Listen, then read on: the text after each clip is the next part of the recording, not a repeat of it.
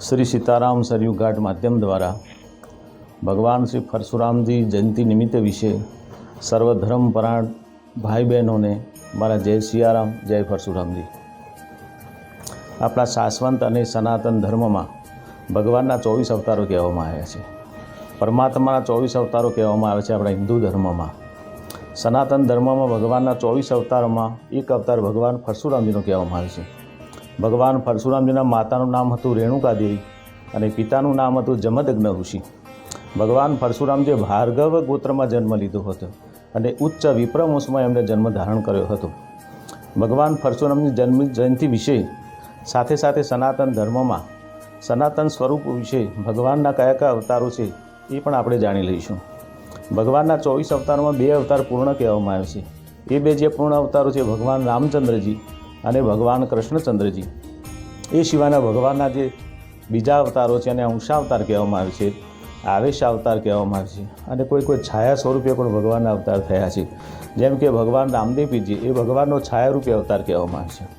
तो भगवान जे 24 अवतार में 2 अवतार पूर्ण जे राम और कृष्णचंद्र जी और बाकीना अंशावतारों में આપણે વર્ણન કરીએ તો 4 સત્કાની મુનિઓ, 4 સનકાદી ઋષિ મુનિઓ, વારા ભગવાન નારદજી, नरनारायण भगवान, कपिलदेव भगवान, दत्तात्रेय भगवान, यज्ञ भगवान, ऋषभदेव भगवान, पृथु भगवान, मत्स्य भगवान, कच्छ भगवान, धन्वंतरी भगवान, मोहिनी भगवान, नरसिंह भगवान, वामन भगवान, हयग्रीव भगवान, हरि भगवान, भगवान परशुराम जी, वेदव्यास भगवान, भगवान हंस, भगवान बुद्ध और भगवान कल्की।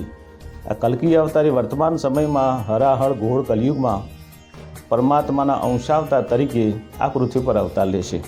शास्त्रों ने वेदों पुराण में वर्णन है कि कल्की भगवान उत्तर प्रदेशना मुराबाद क्षेत्र में संभल नामना गाम में भगवान विष्णु यश ब्राह्मण ने त्या कल्की भगवान जन्म लेशे एवी धारणा है। गोस्वामी तुलसीदास जी के भगवान संपूर्ण अवतारों ये भगवान रामचंद्र अवतार कहवामां आवे छे। એટલે गोस्वामी तुलसीदास जी कहे छे राम जन्म के हेतु अनेका परम विचित्र एक ते एका।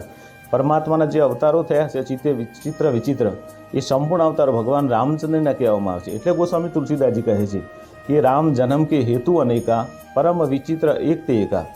भगवान विष्णुए ज पापी विनाशकारी अधर्मी अने अत्याचारी राजाओना नाश माटे आ पृथ्वी पर भगवान परशुरामजी स्वरूपे अवतार धारण कर्यो हतो।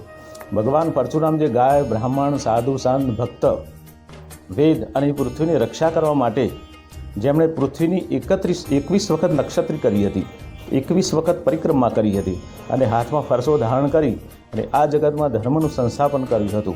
बोलो भगवान परशुराम चंद्र भगवान की जय। हवे भगवान परशुरामजी परमात्माना अंशावतार कहेवामां आवे छे। जेओ कदापि निर्दोष प्राणीओनी हत्या करता नथी बल्कि जीव जगतना उद्धार माटे भगवान परशुरामजीए धर्मनी रक्षा माटे वेदनी रक्षा माटे हाथमां फरसो धारण कर्यो हतो।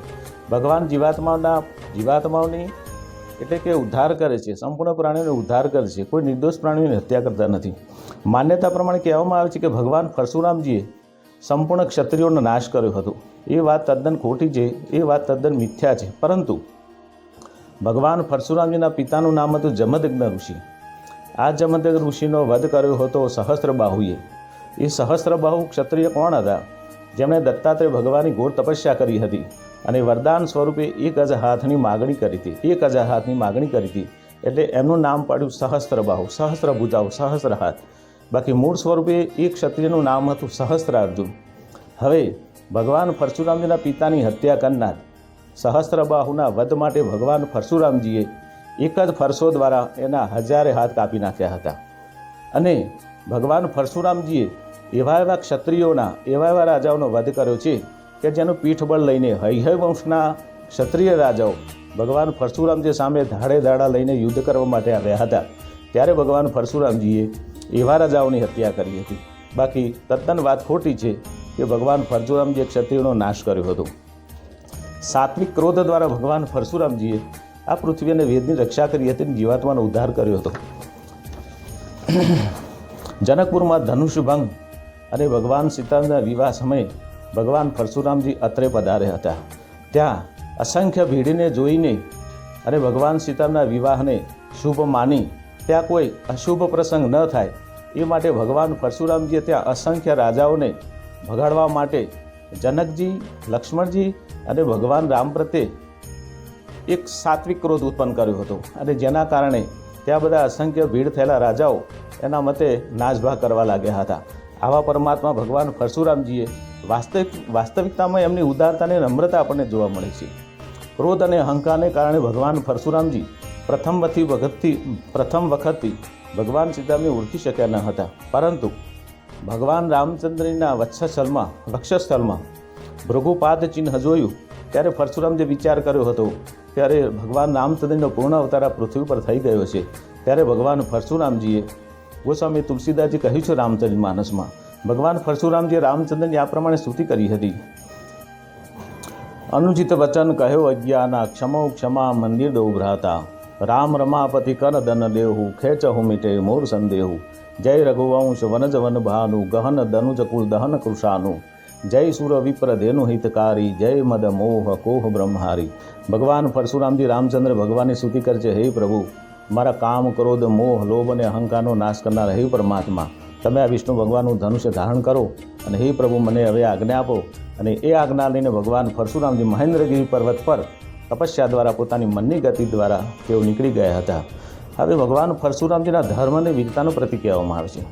ભગવાન પરશુરામજી શૌર્ય અને સાહસનું પ્રતીક કહેવામાં આવે છે, જેમના દિવ્ય ચરિત્રથી વર્તમાન સમયમાં યુવાનોને ધર્મ, વીરતા, શક્તિ જેવા ગુણો પ્રાપ્ત થાય છે. સૂર્યવંશ, ઇક્ષ્વાકુ વંશ, રઘુવંશ અને યદુવંશમાં થયેલા મહાન પ્રતાપી ધર્મપરાયણ ક્ષત્રિય રાજાઓના નામ સુવર્ણ અક્ષરે પાને પાને આજે લખાયેલા જોવા મળે છે. નજીકના ઇતિહાસમાં ડોક્યું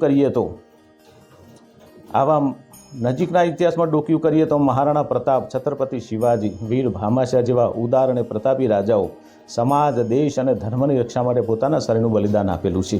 માટે વર્તમાન સમયમાં યુવાનોએ સમાજ, દેશ અને ધર્મની રક્ષા માટે આવા રાજાઓ અને ભગવાન પરશુરામના જીવન ચરિત્રથી ઘણું બધું શીખવા આપણને મળે છે. માટે દરેક ધર્મપરાયણ ભાઈ બહેનોએ એક આધ્યાત્મિક સંદેશ છે કે આ દેશ અને સમાજ અને ધર્મની રક્ષા કરવા માટે આવા જ્ઞાન અને શૂરવીરતાની પણ જરૂર પડે છે. અને જ્ઞાન અને શૂરવીરતા આપણને ક્યાંથી પ્રાપ્ત થાય? આવા મહાપુરુષોના જીવન ચરિત્રમાંથી પ્રાપ્ત થાય છે. માટે આપણે સર્વ ભાઈ બહેનોએ એ માર્ગ પર ચાલવું એ આપણા સનાતન ધર્મપ્રેમની એક ફરજ છે, એક મોટું કર્તવ્ય છે. બોલો રામચંદ્ર ભગવાન કી જય, બોલો પરશુરામ ભગવાન કી જય.